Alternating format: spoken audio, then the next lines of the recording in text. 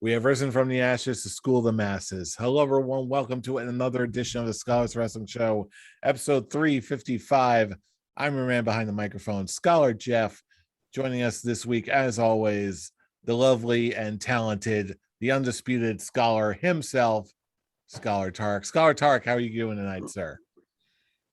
I'm feeling very proud of myself by choosing to not listen to a coin toss because it ended up that I was right by not choosing the coin, by not going with the coin toss, showing that my choices show that I am still your undisputed scholar. And there's really nothing else that can happen that disproves it. I'm proud of me switching that. And you can give that smug face. You guys can just jump on me, whatever the hell you want. I don't care. Because in the end, I've got nothing left to roll, sir. I've got nothing left to roll. Hey, at least I didn't do it like later in the show. At least we were still on the topic of that match that I said, okay. All right. I could have been that much of a dick, but hey, I'm like, you know what? I'm convinced. You know what? Only mild dick, and it got me a point. And at this point, it was worth it. It was worth not getting the surrendering my title shot because I would have ended up losing anyway. Thanks, Anna J. So it was worth the mild dick then. It was worth the mild dick. Right. Well, hey. Speaking of mild dick, also joining us this week, Scholar Brian. Scholar Brian, how are we doing tonight, sir? Never mild dick. If I'm doing what happened last month, what happened last week, I'm going all in. But it's okay. It's this show was this last week. Nothing really happened this last week, did it? No, just kidding. No, certainly. I'm just sitting here having trouble trying to figure out what I could possibly talk about this week. Certainly not one of the best wrestling shows in years or anything like that. Oh, okay. To be fair, Mick Foley spreading some truth. That's something worth talking about. And the WWE getting mad about it like little children, but we expected that. Yeah, the truth hurt. There's nothing really going to go into detail what Mick Foley said because he's absolutely right. They're just upset because the truth hurts. And yeah, I'm completely behind Foley with what he said. As the kids say, hose mad. When Booker T, the king of bad takes, agrees with what you say, that's when you're like, oh, okay, maybe I should take notice. I'm like, Booker T is always the guy who's like on WWE's proverbial dick. Okay, yes, no matter whatever. He's already said that Adam Cole made the wrong decision by doing what he did this last weekend. Okay, he's talking. He was unhappy with things that CM Punk said, and then Mick Foley comes out and says what he says, and then Booker T says, "You know what? I think he's right." So you could take that either one of two ways. Okay, the way I'm taking it, which is Booker T actually is on the right side of a take for once. Or you could be those dumbasses who are like, oh, Booker T agreed with Mick Foley, so you know that Mick Foley's got to be wrong. But it's just at this point, okay, if you can't see it by now, after what happened this last weekend and the weeks before that, then your head's in the sand. That's it. That's it. Well, for the uninitiated, we are, of course, talking about the AEW All Out 2021. easily my pick for show of the year. So let's not waste any more time. Let's break it down in full. This is AEW 20 All Out 2021, kicking things off on the pre-show. We've got Team Orange Cassidy versus Team Matt Hardy. I think we all universally called this. It was just a fun group match all around. It was exactly what it was supposed to be. Okay, you expected this to be a match where you're getting the crowd involved, you're getting the crowd amped up for whatever happens to start the show, and when on the team that you want to amp up your crowd, you have Orange Cassidy and Jungle Boy, you can't go wrong. You can't. Okay, the crowd's gonna be into it no matter what happens. And it was exactly what it needed to be, and the right team won. And now they're going for the hair. And you had the feel good moment at the end where all the random baby faces came in and you got the group hug. Yeah, a little paint by numbers, but to be sure, but a very good one. Hey, they hinted now that they're going after Orange Cassidy's hair because it has to become a hair versus hair. Because who doesn't love a good hair versus hair match? Has there ever been a hair versus hair where the heels actually win? I want to say don't think yes. there has been. I don't think there has been. I think there's been a lot more. A hair versus hair? No. A hair versus mask? Yes. And I think that's it. I've seen a lot more, or read a lot more hair versus mask matches where the face has lost. So take that for whatever you will. That's Ray, right? That's Ray and Nash. Yeah, anytime Ray versus Nash, Jericho versus Nash, it was just one.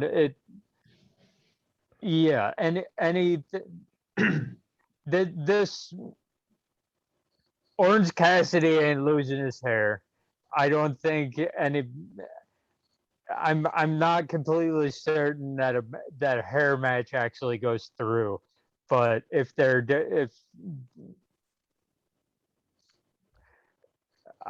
just thought I loved everything about Orange Cassidy that happens on All Out. That's all I'll go with right now. Hey, that's fair enough. Now we're getting into the rest of the show proper. First off, we got on the main card, we've got Miro defeating Eddie Kingston in, let's face it, I called this wrong. I wanted to believe, I followed my heart, and as always, my heart did not pan out. The deal with this one, as I believe I said on the pre-show, if it's not in New York, Eddie Kingston ain't winning. If it's not, if what I think happens is that Eddie Kingston's gonna get a rematch at Arthur Ashe Stadium. If that happens, then I give him a shot. But yeah, me too. if it's not at Arthur Ashe, there's no chance he's winning. I just like that. That was my mindset going in, because it's like the only way that I can justify Miro losing the title in the push that he's been given right now is if the dude's in his hometown. Because in AEW style, unless you're Brian Pillman, okay, unless you're Brian Pillman Jr., okay, you do pretty well in your hometown. So hey, he won on Rampage, so I think that's a win. He won on Rampage, but he got bitched on Dynamite. But that's just because you gave MJF a microphone and you expected Brian Pillman to be able to compete. I don't know, but that's on you. But but this match in general, okay, I went into this show not completely knowing what should have opened the show. But when I found out what was opening the show, as soon as that music hit, I'm like, yeah, this makes sense. Because the crowd, you pick a guy who the crowd's into no matter what, even if he loses, the crowd is amped up on Eddie Kingston, and the crowd is amped up on Miro. So it's like it's the perfect it's the perfect opening match. I think they went a little bit too long on the ref on whatever happened with the ref at the end, but I like how Eddie Kingston was trying to explain it on Twitter this morning by saying he shouldn't have gone for the pile driver. It's on me. I should have just pinned him after the DDT. So I'm like, I like how they try to explain their shit afterwards. And the match itself, hard hitting, it was exactly what I wanted out of that match. So it worked either way. Yeah, absolutely. It was a great way to kick off the main card. And then, of course, that led into Jon Moxley versus Satoshi something. Kojima! There it is. And all of your roommates are now awake. If they were here. Okay, you got away on a technicality, I guess, but still, I'm pretty sure they heard you 2 states away. I would be proud.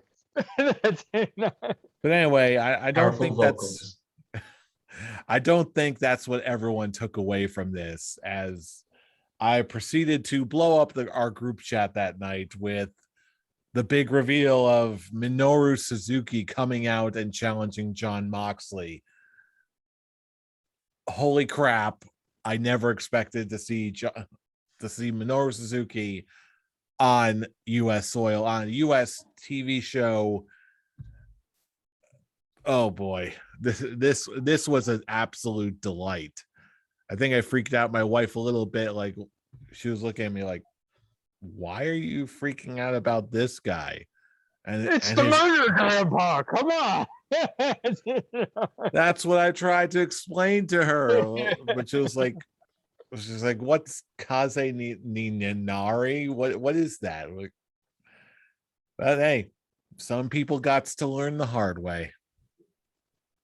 And they didn't actually like water him down when he had his match with Moxley. It was shorter than expected, but it was still Suzuki. He was still like, yeah, I'm not gonna do anything light. I'm just gonna do what I normally do. And that is just ooh.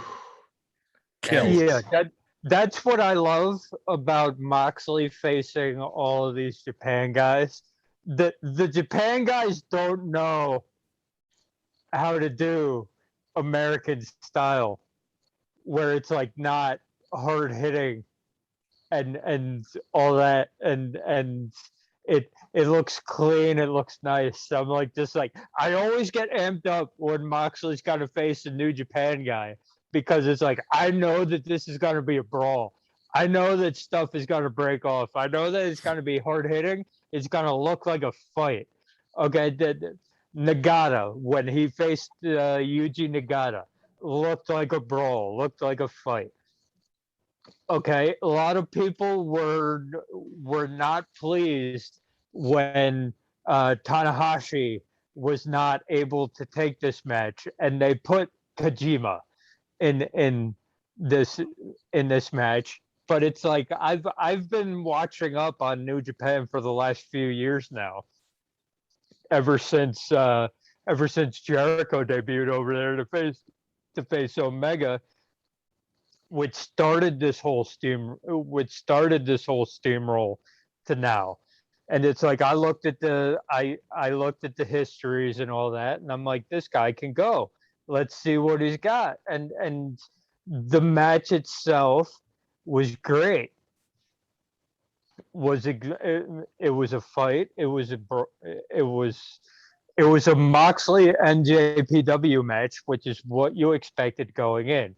And then Moxley wins, and he's celebrating, and then the music hits, and you're like, oh shit, because I've seen this in Japan. What are they gonna do in the US? And the issue is what they did on the pay-per-view was awesome. The Gotch pile driver and all that, everything that had to do with All Out was great. The issue was that with TV you have time constraints, and if something else goes over, you have to compensate for that in the main event, which is the issue when the match hasn't even started yet and you have 10 minutes left in the show. That's it. And I even remember, before we started recording, before we even met up to start recording, I actually watched the video of Brian Alvarez's view on this, and just thinking, look, the match ended and there were still 3 minutes left of the show. So it was just 3 minutes of Moxley celebrating and celebrating and celebrating. So it was just like some kind of miscommunication. And it looks like they're going to keep this feud going. So he's excited for that. And they kind of nice have to see him giddy. It is nice seeing Alvarez actually excited for something for once, and not being wholly sarcastic every time he's doing a podcast. But the thing was, a couple segments went over. I'm sure you know which ones.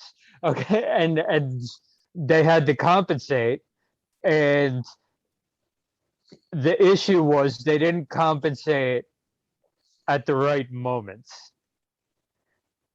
So it's like the 3-minute Moxley celebration was always supposed to be there, but it's like there was also supposed to be like a 15-minute match before that. But when time constraints go over and you have to cut the match, it's like don't cut the match, cut the celebration. It's like cut the match to like 12 minutes. Cut the match to 12 minutes and have a 30-second celebration where Jon Moxley does a CM Punk and does a jump into the crowd. and that's what you roll off on. That's what the people were. They weren't mad at the match, because the match, for what it was awesome. It was just two guys headbutting and beating the shit out of each other in the middle of the ring for like 9 minutes. But when you can tell when something's off, and something was off. But the match and the angle at All Out, chef's kiss. Exactly what it needed to be. All that being said, I do have a small Scholar's Quick Talk for you both. It's been hinted that Minoru Suzuki is going to be teaming up with his tag team partner and Suzuki Goon, Lance Archer. So, Scholar's Quick Talk. Next week, in our neck of the woods, in Newark, are we going to see a tag match with Suzuki Goon versus somebody? It's going to be, for what I believe, it's going to be Suzuki Goon versus Moxley and a partner of his choosing. Depending on whether Kingston is in a rematch with Eddie Kingston or with Miro or not, then if it's obvious, if Eddie Kingston isn't in a match with Miro at Arthur Ashe, then Eddie Kingston is going to be the tag team partner. But the deal is, I kind of want Suzuki Goon to win, and they're not going to if Eddie Kingston is a part of that tag team match in New York City. It's not going to happen. So it's one of those. I want Eddie Kingston to not be involved so that Suzuki Goon can win. And just have Moxley go with a random tag team partner. Fool, what do you think? Are we gonna see Suzuki Goon and Minoru Suzuki in our hometown? Oh, absolutely. I mean, even if they don't have a match, they're just gonna. They said they were gonna show up and just call Moxley out. So absolutely, close either enough. way, and I don't believe that anything tag team match wise is going to happen in New Jersey. As much as I hate to say it, as much as I want to as much as I don't want to break your dreams, it's not going to happen in that's New your Jersey. thing, Brian. It's got to be. You're the breaker of dreams. It's not going to happen in Jersey. It's going to happen in Arthur Ashe. Mm-hmm. That's why they set it up as a talking segment. Yeah. In Prudential, so they could set up something for Arthur Ashe. Whatever. In the meantime, elsewhere on the card that shows more promise, we got Britt Baker defeating Chris Stanlander, and again, another match that I think we all predicted, but not a disappointing one. Oh, not at all. These two know how to work with each other, and that's really all you can say. Really, it was a very, very good pay-per-view match, as to be expected. It's one of those things. Look at Britt Baker now on pay-per-view compared you saw what happened with Tony for looking at Britt Baker. So compared to what I don't care. I'll take the beat down. Look at Britt Baker now compared to what she was when AEW first started. I'm like, this is the culmination of a success story. Mm-hmm. This is what everyone should strive to be, because she was green as fuck when AEW first started. I'm like, everybody was talking shit. It's like she was the first woman signed. It's like, she's okay, but why are we? But why are we all going gaga? Why is everyone like up in arms over this woman? And then very charismatic. But back then, no. I think she was not. But then 6 months later, they get. I don't know. I found her to be very charming. 6 months later, when they give her the gimmick that she's got right now, mm-hmm. Then I'm like, okay, I'm starting to see it. I can see what's going on, and now you put the wrestling ability with it. Okay, this was the culmination. This was exactly what I needed to see to be like, okay, she is like, if you're talking homegrown, he deserves that title. If you're talking homegrown, like she's the face of this company right now. Homegrown wise, homegrown wise, it's her, Jungle Boy, and Orange Cassidy. Okay, it's like, talk to me 2 months ago, I'd be like, get the fuck out of here with that shit. But now it's like there's no question. It's like, you bring up a name, who is AEW built up? The first name that you're probably going to say is Britt Baker. DMD.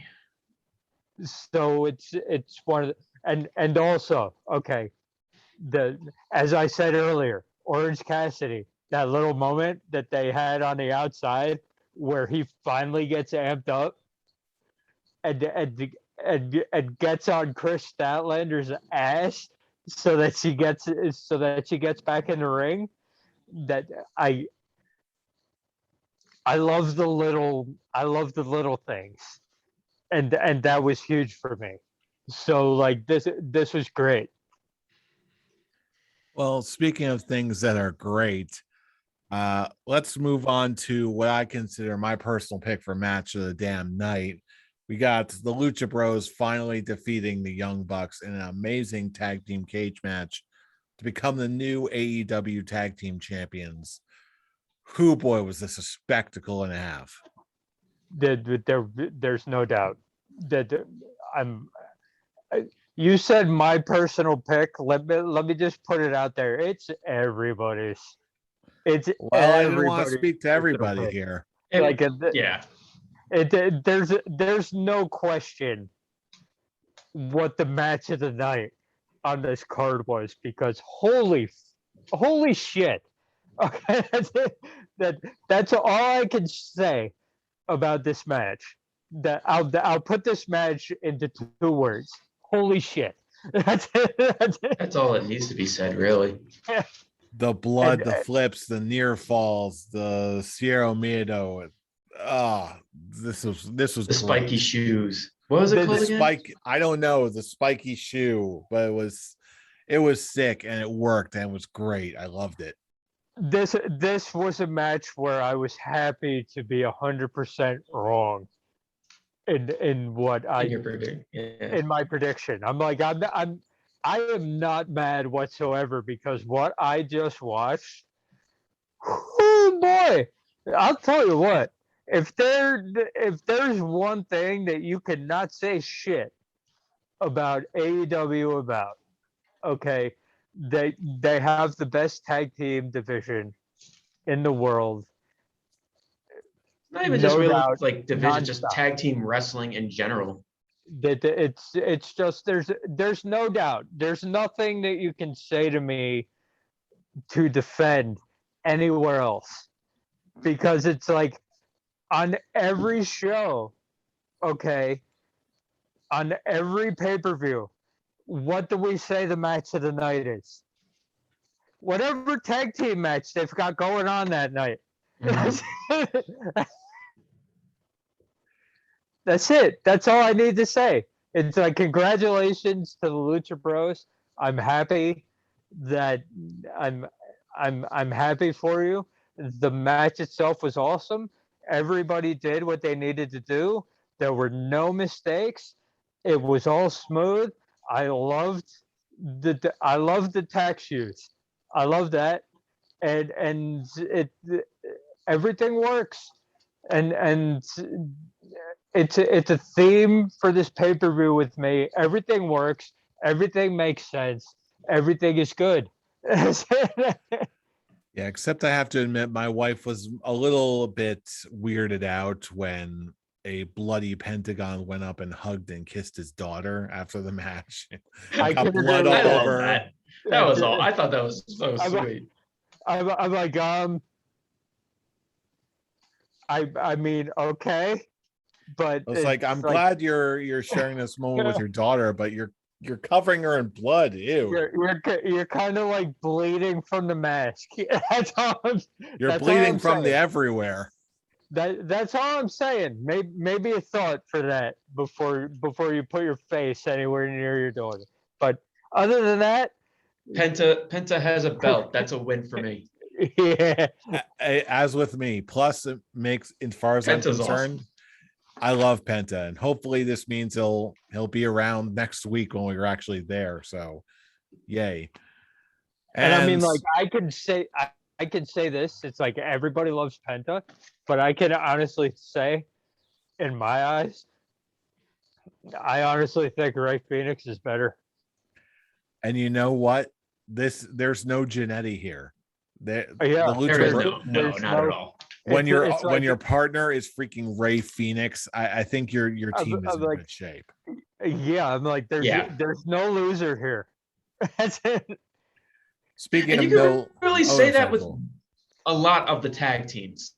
With you could say that about a lot of the tag teams. There is no Jannetty with the tag teams in AEW. there's no guy who you can sit there and just be like, oh, this tag team's gonna break up and this guy's gotta get fired. You could just go down the tag teams of WWE and like other and Impact and NJPW and just be like, okay, there's a guy here who, if he wasn't on this team, I don't know where he'd be. He might be on the unemployment line because he might not be on TV if he's not on this tag team. On AEW, it's just like there is not a tag team where they aren't equals. Absolutely. They've done a great job with all their tag teams, and this is proof enough. But speaking of tag teams, they really didn't go anywhere. We had the Casino Battle Royal, and someone who just left one, who was released and came back. All of our predictions were right. We all picked Ruby Soho was going to be the Joker, and she was. And she went off and she won the entire thing. And which, yeah, spoiler alert, it gave Scholar Charlie a perfect card. So again, it was worth giving up the it was worth giving up the title because now all three of us get to go for the title at Extreme Rules. He has no choice. And we're all coming for you, Charlie. Top of the mountain again. Go, Charlie. We're coming for you. We coming for you, boy. I'm not taking that Booker T route. You're all making me very nervous right now. I'm not taking that Booker T route. We're not so doing the worry. Booker T route. We're coming for you, boy. But the whole deal. As soon as she came out, the reaction that she got, it was one of those like, there's no way she's got to win this. Okay, she's got to. Like, even if they had chosen someone else, that would be a point where I'd be like, get in their ears, be like, there's a change. We need to change. There's a change. Did you hear that reaction? We need to capitalize on this immediately. Okay, because she came out and I'm like, dude. I'm actually kind of having a brain fart here. How many other times has a Joker won the Casino Battle Royal? Is it at least one other time? The women's, I think so. For the women's, I don't think a Joker has ever won. But I'm just meaning Casino in general. Brian Cage. Brian, that's it. I know there was at least one. Mm-hmm. Yeah, Brian, Brian Cage. That's right. And I think Hangman was. I was gonna say I think Joker. Hangman did too. Was the Joker? That's how he got into the title match at All Out? It wasn't Double or Nothing because that was Kenny versus Jericho. I think Double or Nothing was when Hangman was the Joker, and then he got the title shot at All Out. Okay. But so it's known to happen, but it hasn't happened in the women's one, circle yet. But it's like at that point, if they hadn't done, if that's one time where I'd be okay with like, yo, get in their ear, change the result, because holy shit, she came out. The result. It really is. It's perfect for her because it's one of those like she's now in AEW, and if she ended up just losing, it's just like, oh, she's just another body. This win is doing wonders, or is gonna do wonders for her. She's gonna be a top star. Yeah, absolutely, for real.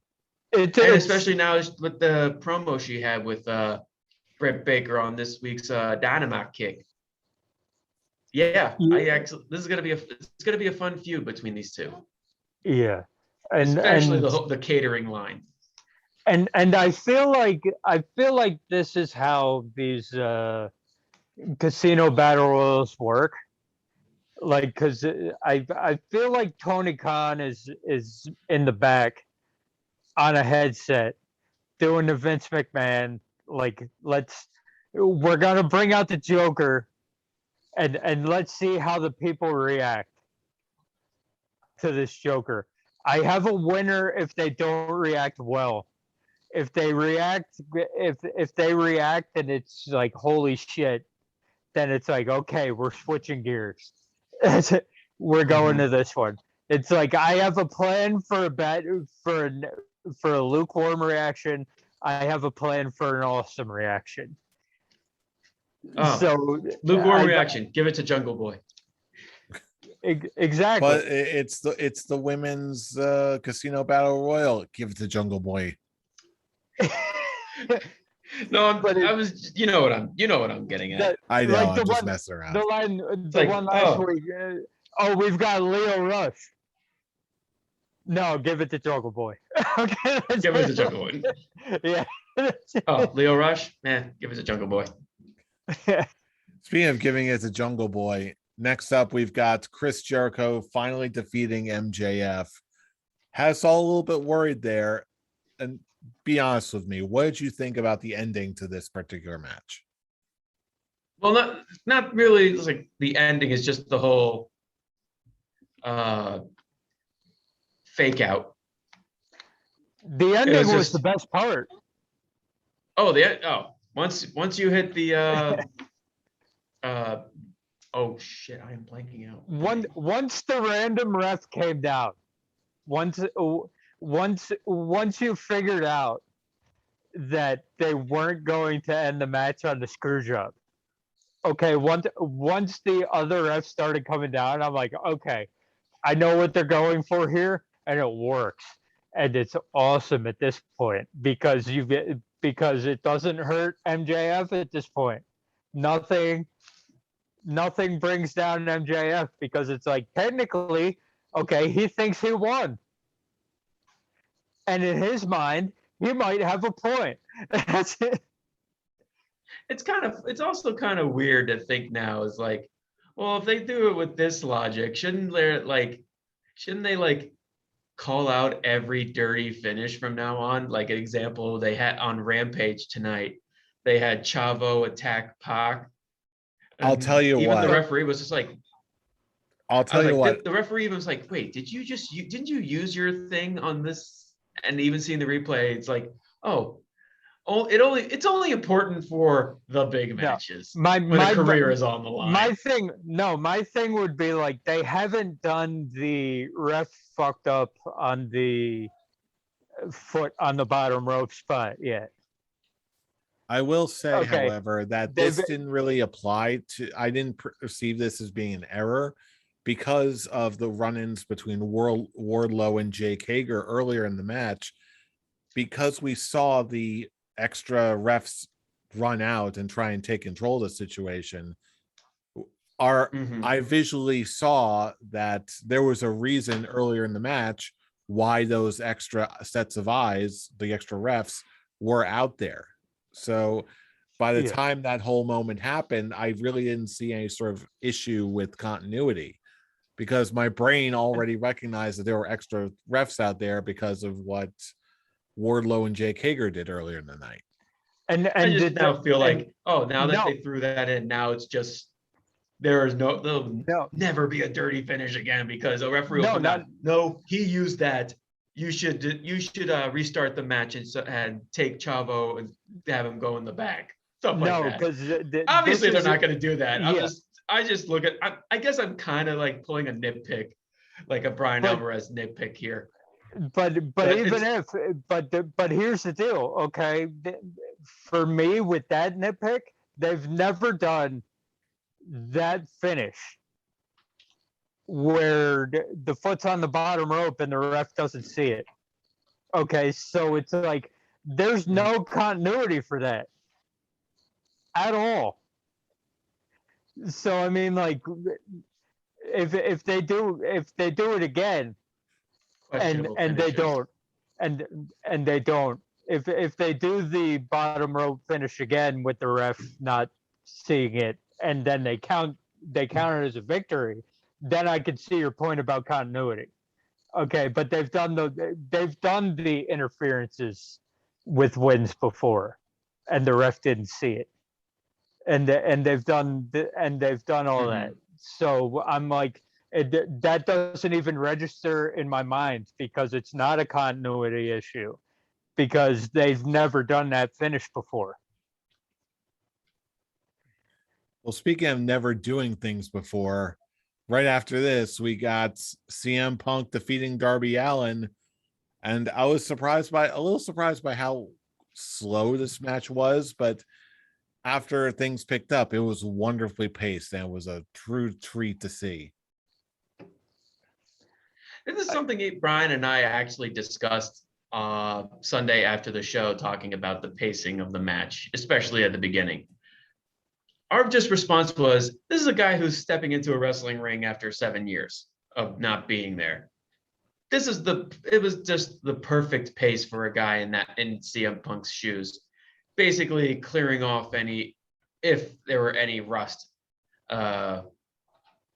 rust, but there wasn't any. He, as he put it, it's like getting on a bike. So the pacing didn't really affect anything, and it helped with the wrestling match even more. And then once it finally did pick up, it's just, this is just fun. I'm having so much fun with this. It's just so great to see CM Punk wrestle again. Yay. Yeah, as I said on Twitter, if you were paying attention to my tweet feed, I know that nobody does, but apparently that tweet got. Don't worry, no one pays attention to mine either. But it's like I got like 670 eyes on that tweet that I put out. They didn't really correspond with it, but I got eyes on it.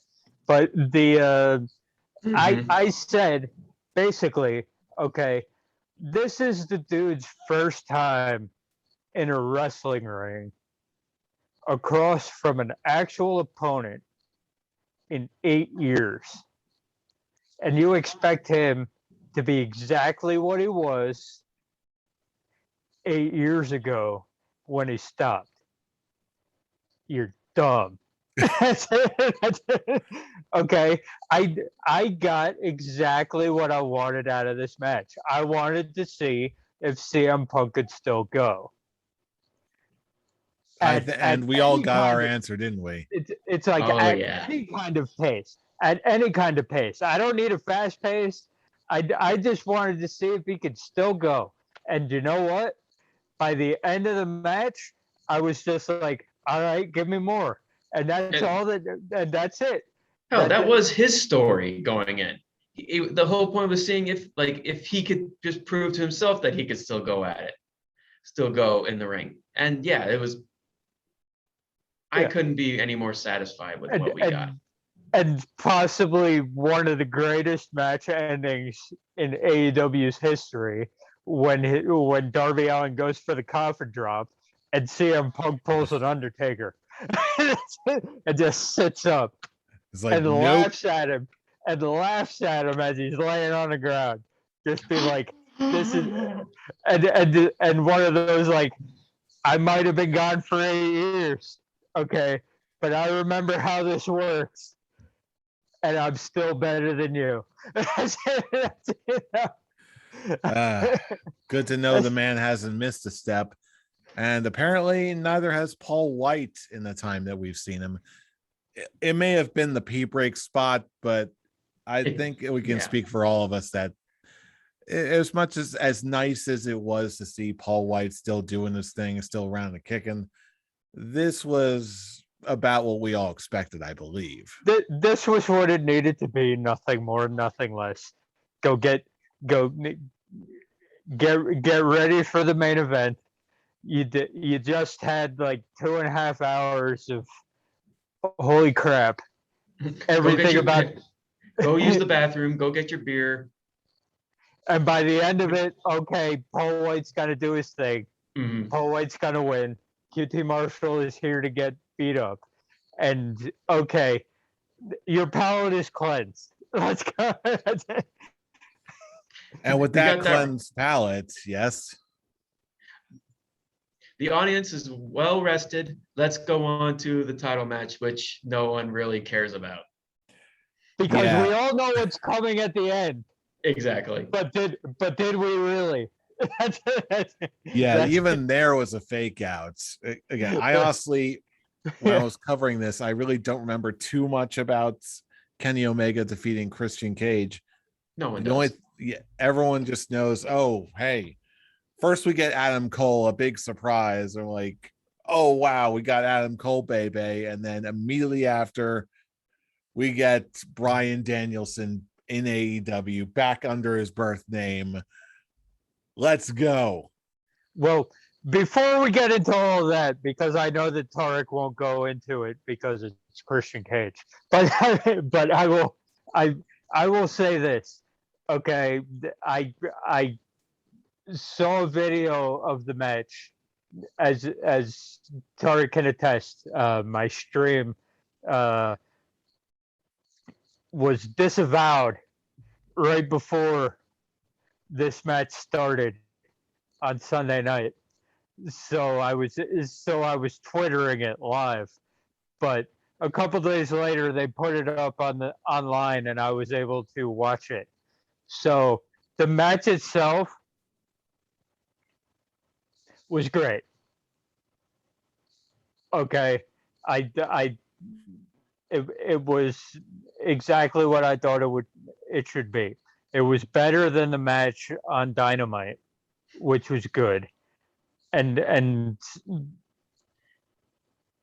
it had the correct winner. It had it was exactly what it needed to be. Christian needed to lose. Okay, he got his win on Dynamite. So you go on the pay-per-view. The match was better, which was all I needed to know. The match on the pay-per-view should always be better than the match on the TV show, which is something that you don't get other places. Okay, as evidenced by what we saw tonight on SmackDown and at SummerSlam. But we won't get into that because we're talking about a good show. Yes. But as me and Tarek are talking on Sunday, no one has come out yet. And I see Adam Cole, baby. And I'm like, if it wasn't said beforehand, Bryan Danielson, if it wasn't Bryan Danielson, it needed to be Adam Cole, or else nothing else would work. Yeah. And Adam Cole came out, and we were like, okay, all right, cool. Okay, it's not exactly what we wanted, but it's good enough. Okay, awesome. Good shit. Adam Cole is back with his elite buddies. And then all of a sudden I see, and Bryan Danielson's out too. What? They did them both? And it's like, and this is the point where it's no longer a question. AEW can say all they want that we're not thinking about WWE. We're just doing our own thing and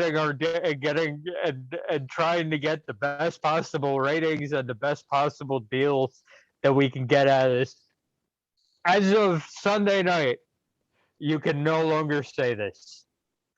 It is bullshit every time you say it, because holy shit, if there's ever a time where AEW is in competition with WWE, it is right now.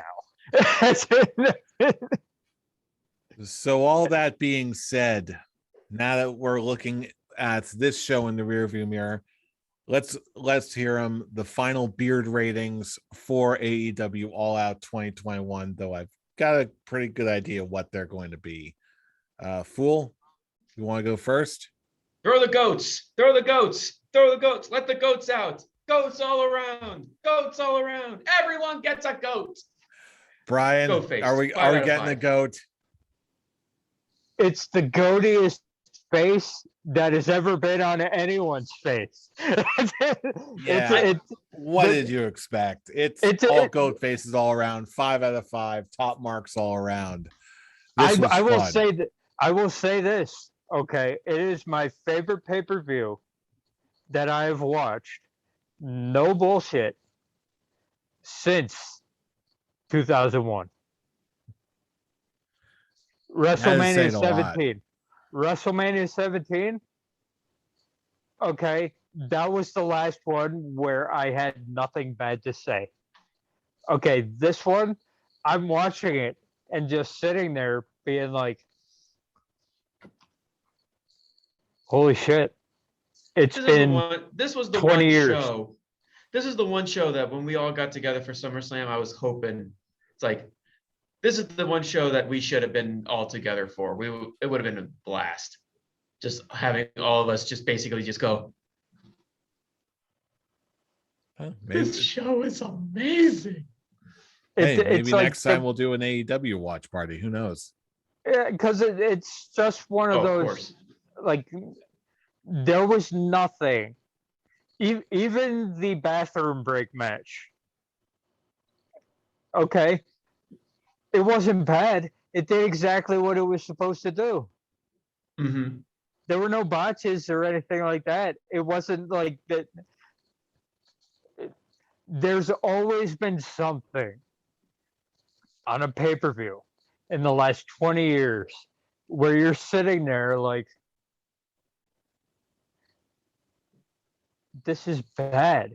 Why is it here? What are we doing? And I never once said that on this show. And I'm like, this is 20 years in the making, where it's like that. This isn't show of the year. You said earlier in the show that you were like, obvious show of the year. Yeah, it's obvious. It's obvious show of the last fucking 20 years. Yeah, this one was something very, very special. But then again, if you saw it, you know quite well. I will respond to what Brian said earlier about the whole competition with WWE. I look at it more now is that going back to what we talked about with what Mick Foley said, this is WWE's wake-up call to actually start being 100% serious when they're putting on these shows. Because some I read online like a comment on a post that someone still has the frame of mind saying, if it's not WWE, it's indies. I think that frame of mind needs to change. Like now it's that point where AEW is not an indie thing. It is right up there in the same level of what WWE has done for wrestling. And it's reached that point where if they keep going at this momentum, it's going to surpass WWE. Like even when people are just thinking of like watching things, oh, it's gonna be a wrestling match, it's gonna be a WWE match comparing stage fights. They're gonna be going, no, this is AEW. This is the show that we want to be talking about. This is the show that we would want to be comparing great things for. This AEW is now really making professional wrestling fun to watch. It's cool again. It's making professional wrestling cool again. Now when people are saying, I'm a professional wrestling fan, you can show them an AEW show and show them like, yeah, this is why I'm a fan of professional wrestling, not the cartoony, terrible creative bullshit that WWE stuff that just insults everyone's intelligence and makes it shameful to be a wrestling fan. Absolutely, no doubt. But now we've all heard the talk. We've all shared that sentiment. We've all bathed in the excitement. now is the point we're in the show where we turn it over to you, our wrestling commenting, listening, and viewing audience. What are your thoughts on All Out? Is there anyone who really didn't like the show for whatever reason? Because right now it seems pretty much universal, even with the grumps like Jim Cornette. So whatever you think, good, bad, or indifferent, we want to hear from you. So leave us a comment all over the internet. We've got YouTube posts, we've got Facebook posts, we've even got our fair share of the Twitter machines, our personal favorite. So you can follow us on all of our accounts, starting at ScholarsOW for all the latest episode uploads every single week. Or you can join in the conversation with us on our personal Twitter accounts. Fool, where can I reach you? You can reach me at the Avataric. And Brian, where can I reach you? You can reach me at Atomic Beanpole. And you can reach me at I'm Robbie Rage. Join us for more fun next week. We're in for a show. We're going to be in next week's AEW Dynamite Kick Live. We're probably going to be talking all about it. And we're probably going to be loving it. But you already knew that because you know who we are. We're the Scholars of Wrestling. And you have just been schooled. You're welcome. You're welcome. See you all next week for more fun. Hell, see you all at AEW Dynamite. Kick! Kick.